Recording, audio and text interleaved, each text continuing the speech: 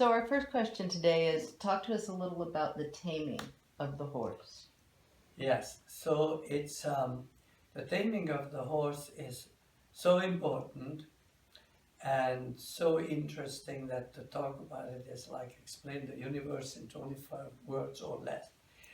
Because when you want to communicate with a totally different species, because it's not a different person and a different personality. It's a horse. It's another species. You have to really reset your whole point of information from where you look at the world and where you feel about it and how you feel about it, because the horse's world is commanded by his instincts. And when he behaves, whether you like it or not like it, and then you call it misbehavior or disobedient behavior, it's just a horse responding to the world the way he knows it, and worse than that, the way his instincts dictate it, which is a hell of a lot worse than a horse not feeling well about you on a particular day.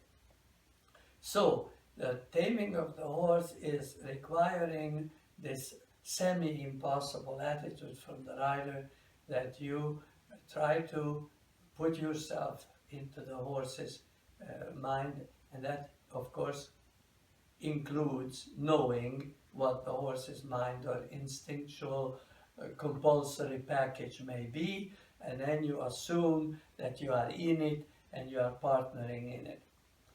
The basis of all taming is to get the animal's attention and sustain it. It's not the same. Getting the attention of an animal is a very different thing than to continue to retain it and sustain it and have him focus on you. Animal trainers used to know that if you lose the attention of like a tiger or a lion or some kind of a circus animal, even a monkey, then he eats you. So there's a very simple conclusion to the distribution of who is paying attention to whom. It's either you attracted the animal's attention, you stay alive, and you actually can make him sit on a drum and act cute when you play the Rákóczi March by Berlioz, and all of that unfolds in a circus situation, but the animal's attention must be attracted and the focus maintained. What usually attracts an animal's attention is, of course, food. And when you talk about tigers and lions, you don't want to be eaten. So you are the giver of the food, you are not the meal. But with a horse, this doesn't work because he eats grasses and things. So you can't offer him a bit of yourself. You have to attract him with food or something that pleases the horse. And so when you start to ride horses, people give you ideological scales. You have to first relax him and then you work on his rhythm, and then nonsense, because all of these things, these concepts, kick in simultaneously.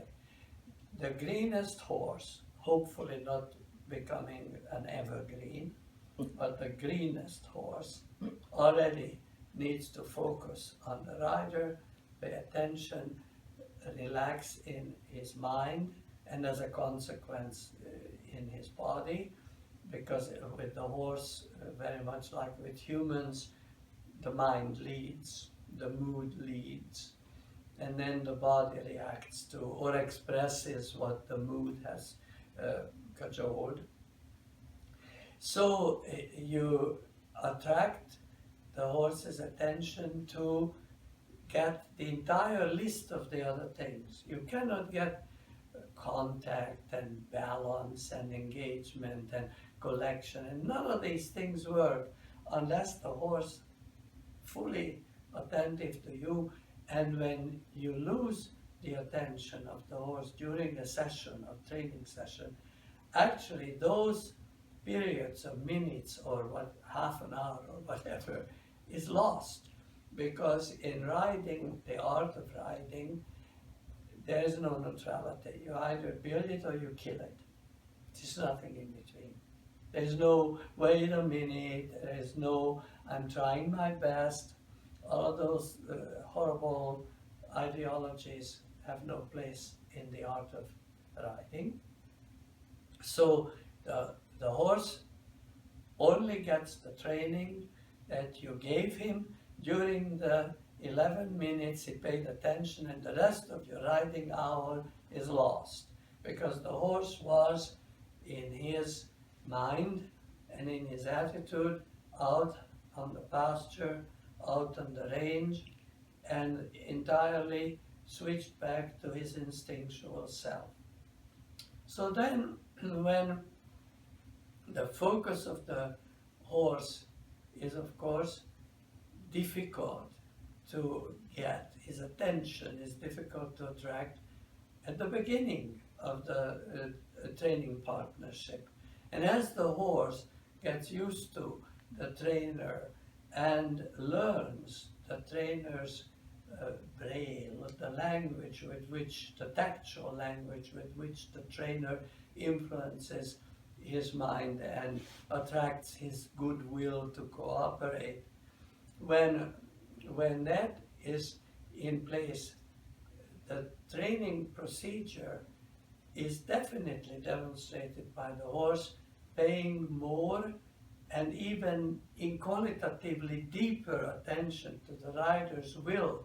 Because it's one thing that, to make little Brownie move off the spot, you give him a 5-pound kick because little Brownie is insensitive and thinks of food, and now you have to kick him to nudge him on. But later on, you practically think at a standstill, right lead canter, and he departs in the most elegant, lofty, suspended way and canters down the avenue or wherever you are. So the focus and attention of the horse to you is also an evolutionary process. First, there is little and crude, and your training should make that a lot and very refined and very nuanced. And so when we always witness these riding lessons, which are horsing lessons, traffic direction, come down center line, go on the diagonal, do this, do that. And they should be riding lessons because you are instructing the rider. The rider remains crude. The rider's messaging is grotesque, inconsistent, too much or too little. So, as they used to say in the Spanish riding school, riding is very simple. All you need to know is what to do, when to do it, and how much of it to do. That's simple enough, right? So the entire art of riding is condensed into these 3 annoying concepts. And of course, it is actually what is happening. And so it is, as always, the relationship between rider and horse is that they both teach and they both learn. A rider who doesn't learn, who doesn't notice or is unaware that the horse's focus is lost, is an insensitive klutz. A rider that has the sensitivity of a doorknob is not going to succeed in taming the horse and sustaining his attention and focus on himself and on his complex directions and complex aiding system that the horse has to acquire and follow.